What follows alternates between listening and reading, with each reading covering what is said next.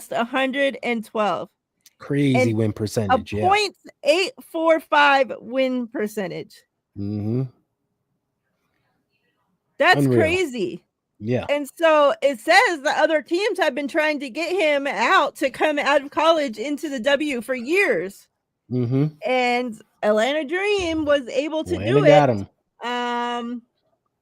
I don't know how, what, I know, where, right? when, why, They got some them. pictures on them or something. Like, yeah, Yeah, like exactly. Of all teams, yeah. crazy. So your thoughts on Carl going to Atlanta Dream? Yeah. So first, full disclosure, I knew nothing about him.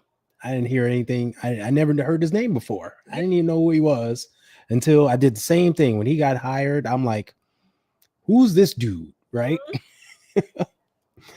Looked him up, read everything you just read, and I'm like, wow. Okay, so clearly he's qualified for the job. Like he has coaching credit. He has years in the game. And apparently teams have been wanting him for years. And it's like, okay, cool. I'm with that. All right. But then it made me scratch my head. Like, okay, Atlanta's not like the biggest market team in the league, Yeah. right? They're like one of the smaller teams. They play in a small arena. That arena be rocking though. The fans love the Dream.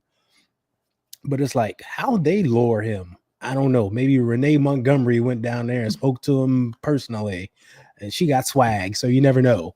But they lured him in. So I'm like, okay, if the dude could win at an 84% clip, maybe Yeah. that's what they're looking for, right? Somebody to come in and bring a winning culture to Atlanta. And they got a bunch of young, good players. So hopefully he does the job, right? So, looking at it, surface value just on paper, I think is a good hire. You want a coach with experience who knows how to build a program and make it successful. And that's what he's done his entire career. Yeah. I'm very, very interested to see Mm-hmm. how this works out. Oh, yeah. Because man, for a team like I don't care if you're at the entry level, like the lowest, shittiest teams in college or high school or pros, like for you to coach somewhere that many freaking years Mm-hmm. and win at that high of a rate, like Yep. I don't Yeah. care if you're coaching Pee Wee, fucking Yeah. like wow. It's crazy. Yeah. Yeah. So like if that can carry on to the W, Mm-hmm. More power to him. yeah, like Yeah. whew, Only makes the league better. So that's what it's all about. yep, exactly. And then the other three teams that are still looking to hire their head coaches. So we got Connecticut. Mm-hmm. Um, a little update from what Suns president Jen Rizzotti had to say. Um, she says, I ideally would love to find someone who's committed to Connecticut. Now, remember, this is where Stephanie White came from. Yep. She was there 2 years, right? 2 winning years. 2 years they went to the playoffs. Just went to a very deep run into the playoffs. Okay. Now she went on to the Fever. Now, this is what the president of the Sun has to say. I ideally would love to find someone who's committed to Connecticut, the organization, the in season, the off season commitment. 12 months out of the year. We haven't had that. We probably haven't always needed that, but going forward, it's probably something that's going to be really important for a lot of franchises. Rosati also pointed out the Sun have been a stable organization in recent years. I think a lot of coaches are looking for a sense of security, right? And a sense of overall support. And you can't deny that the Connecticut Sun organization over the last 2 decades have been very strong and secure. There's not been a lot of turmoil. End quote. So I don't know. And that means Stephanie White wasn't committed. I think when she bounced, they felt like betrayed, like, oh man, really? Really? Because I think they hired her to be there long term, right? Yeah. Like, hey, you're going to be here long term. This is it. We're going to win a championship. And then after 2 seasons, she's like, hey, I got to bounce. Deuces. And it's like, oh, punch in the stomach, right? So it was like, oh, now we got to start from scratch. So I think that's why they're taking their time to really flesh this thing out and find the right person. Because, Connecticut is not a scrub team. They're not a scrub, organization. They've been, hell, they were in the finals 3 years ago against the Aces, right? Like, this is not a losing team. So they want a coach that's going to be here and maintain that winning culture. Yeah. Yep. And then you have the Washington Mystics. They're looking for a head coach and a GM still. So who knows what the heck's going on there? They might be still till next year at this time looking. Who knows? Exactly. Melly, we're rooting for you though, Melly. We're rooting for your team. Find something. Find somebody. And they had a father and son as GM and head coach. So hopefully they go a whole completely different route. Yeah, exactly. Than that kind of situation. Separate the two. Exactly. And then you have the Dallas Wings. So they're still looking for the head coach. They did hire Kurt Miller, the ex-head coach from the Sparks, as their GM now, which I had mentioned how Kurt Miller did great in the Sparks draft, right? So if he can now carry that on to Dallas, that'll be great for them. Kurt Miller had to say this.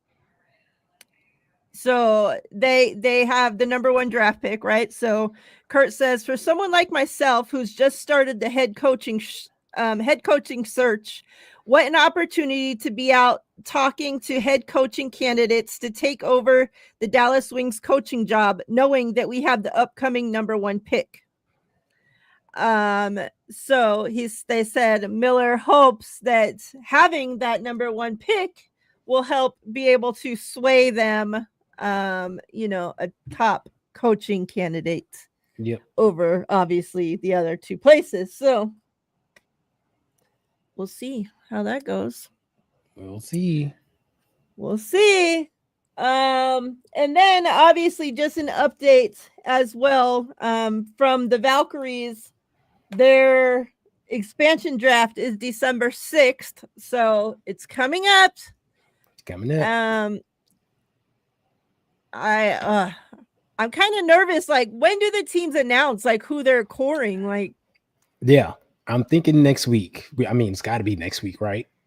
Because we're in do December. They announce it before, or we don't find out till that this day, or Sunday is December 1st, so it's got to be announced next week because the draft is that following Saturday. So I think it'll be announced. We'll know. Hopefully they do it like on Sunday, and we can talk about it on next Monday, and we can know who the protectees are, and maybe we can start to project a little bit. So I think we're all waiting to see who gets protected, who's unprotected, and who might move. It's going to be fun to see. But the time is now to announce it, because December 6th. So that's not this coming Friday, but the Friday after. So hopefully. That's what I'm saying. But what I'm saying is, though, are they going to announce it prior? Or do they announce it that day of the draft? Or do they announce whether your players got swiped or not? And if not, they're like, oh, well, yours attempted to get swiped, but that person was protected. Like, how do they do it? Like, I would think they need to announce it first so that the Valkyrie know, like Natalie needs to know the pool of players she can pick from. Yeah. Right. Like, give her time to analyze the player pool and say, okay, I'm going to grab, this person from Connecticut, that person from New York. I got to get my Aces player, right? Some I'm strategy. Sure she'll know. Like they got to know ahead of time, but yeah. Before the public, okay. You're absolutely right. They'll let the team know before we know for sure. So, but it would be fun to like let the public in on this so we can participate as well. Because you guys know, so when Ty and I talked about what players the Aces were going to protect before, Ty has Kelsey Plum being protected. I do not have Kelsey Plum being protected. Now, previously, that might have not even fucking mattered because the head coach from, like, say they hired Jim Shula from, West Connecticut. Well, he could give a shit less about a Kelsey Plum, right? Right. But now that the Valkyries hired somebody from the Aces, they might be more interested in the specific Aces players. Yep. Okay. So it's going to be very, very, very important. Key. Yep. Who the Aces. And the Aces currently don't even have a fucking GM. So. Yeah. Look at that. So, hey, like, who's running the show? Is it Becky? Is it someone else? What's going on? I don't know. But you're right. That's key. Like, Natalie might want a veteran in there that can run her system and kind of lead the way. So she might be looking at a Kelsey Plum. Check that out. And let's say the Aces do protect, their, whoever. And now, like we've talked about an Alicia Clark, how I would hate to lose her, right? But as an aging player, obviously the Aces need to make changes to the roster. We've talked about this. Yep. And I also talked about how important and how smart of a move that would make for the Valkyries to get an Alicia Clark in there for a young team that's just starting, because that's her thing. She's absolutely that's her thing. So again, having a head coach in there that comes from the Aces, somebody might have looked past an Alicia Clark before. Yep. I can guarantee you, a Natalie ain't gonna look past an Alicia Clark. Nope. So nope. I don't know. Yeah. They need to let us in on it. Like, announce something this week, please. Yeah. And man, like I would hate not just for the Aces to lose in Alicia Clark, but I would hate for Las Vegas to lose Alicia Clark. I would hate for the kids in Las Vegas to lose Alicia Clark, because still to this minute, she's in these streets of Las Vegas doing stuff for these kids that other athletes are not fucking doing. Incredible. They're not. They're not. Somebody that she knows that she could not be here this next coming up season. Yeah. She's still out there. She knows that she's starting a new league in December in her own state. And, like all this other stuff going on. Yet she's in the street. She's here in Las Vegas doing stuff for this community, for my community. And that's why I continue to scream this to the fucking rooftops. Y'all can never fucking make me hate Alicia Clark. I don't give a shit. You guys can bring up, oh, she's supporting this, she's supporting that, she does this, she does that. Well, guess what? She's also supporting my people. Yep. So it's definitely appreciated. And, as much as I would hate for Las Vegas to lose that, I would also love for another team, another community, another, the women, the girls growing up in, Golden State to have that opportunity of having Alicia Clark as well. So Guess it can be selfish, but Nope. What's up, Daniel Berry? What's up, Rob? What's going on? Shit talking Tuesday Oh, it's gonna be a good one tomorrow. tomorrow. A lot of shit to talk because our entire team shits. That's why. So lots to talk. Anything else you want to talk about, Ty, before we get out of here? Yeah, just real quick. We had 2 great NCAA games this weekend. Notre Dame played USC and featured, 2 players who we talked about that could be top picks in this upcoming draft coming up with Olivia Miles from Notre Dame and Kiki Irfan from USC. It was a great game. I talked about how don't be surprised if Olivia Miles goes number 1, and she had a great game. You're talking 20 points, 7 assists, 8 rebounds, and just controlled the game, looked so smooth. The stage was not too big for her, even though it's celebs in the house. She's on the road at, SC, and she looked the part. She was just dope. And, Kiki had a good game, 15 points, and and then I was thinking about it, and I was like, Dallas needs a big wing too, because Satu's, according to Miriah, Satu's going to the Aces. Yep, she'll be in Vegas.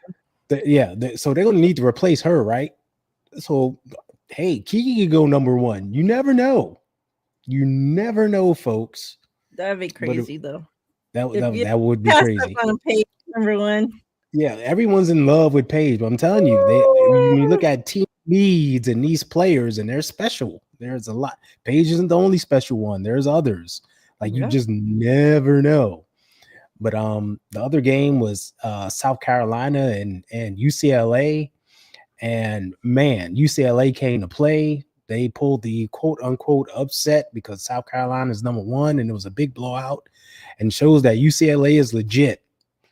So it was a great just basketball weekend just for those 2 games alone.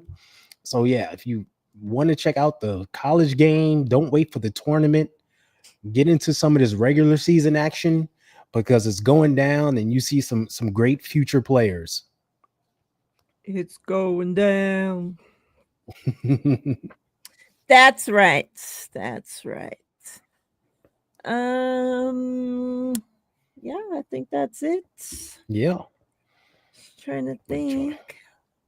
I think that's all. That's it. That's it. Unrivaled. Get your shit together. We need to know That's who right. these last 2 players are. Right. And WNBA, give us those protectees. We want to know. Shit. We want to know who the Valkyrie can pick from. Yeah. Because I'm nervous. Needs to know if she's losing Kelsey Plum. She wants to know now. And especially too, like these players that are like coming up for contracts, so they could, in any regular season be up to go wherever the hell they want. But right now, these teams that they were assigned to could still protect them and do some crazy shit. So it's like so much stuff could be happening, so it's like like does Dallas core Satu, do they like what? Right. Or do they just let her walk free? Do they what happens to Alyssa Thomas and her significant other? Like honor, right? Like there's players, so like Kelsey Plum, she's not under contract. Like what do the Aces do with her? So it's like I don't know. And it's then what if like still we don't know if Tiff Hayes, she hasn't no official announcement if she's gonna come back next season. Like we know she's playing in Unrivaled, but like that could be it for her, difference? right? Like do the Aces core her, or what if the Valkyries then take her away and then she's like, oh well, never mind, I don't want to play there, like so I'm retiring, or like does the decision matter on her future? You know, like who knows like what happens. Yeah. So like so many different parts what could happen. But December 6th will be here before we know it. Yep. But yeah, hopefully by next Monday, we'll know some more. For sure. Some more details about everything. And too, like these teams that like the Mystics, they don't have a head coach or a GM, so who's deciding who they're coring and who they yeah like who's in charge owner? Around here, right? Like, they don't even know anything. They're just money people. The owner's just picking names out of a hat. Ooh, I like this one. Oh my god, that's scary. Yeah, very. At least the Wings, they have Kurt Miller. Right. Connecticut. Someone who can make a decision, right? Yeah. Yeah, like, oh man, that's crazy. Yeah, we'll see. And two, oh no, never mind. I was thinking we were gonna have another coach, but taken away from the Aces. But no, sorry, Tyler, you don't get no secret special draft for you, buddy. You're not getting shit over there, right? Mm-hmm. So don't try it. All right. Me and Ty will be back tomorrow. Yep. Shit Talking Tuesday. Talk about this shitty 49ers. Man. But you guys know the secret. So I went into this game, right? If you had watched mine and Steph's show on Thursday, you know we both had predicted for the 49ers to lose. So I went into the game already not expecting that we were going to win. So when we go in and then play like shit and get our ass kicked, it just didn't hurt as bad because I was already expecting it. So you went in with low expectations. Exactly. So yeah, I'm just going to do that from now on, I think. There you go. Every week, just go in thinking we're going to play like shit. That way, if we play like shit, then, well, and then if we play great, well, then I'm even more happy because then it's unexpected. You gotta, that's when you know your team's down bad, when you're having to trick your own mind. All right. Yeah. So yeah, chat, appreciate you all, everybody that tunes in. Appreciate you guys. We'll be back tomorrow. Yep. Everybody have a safe, wonderful rest of your night. Until then, we're out of here. Peace. See ya.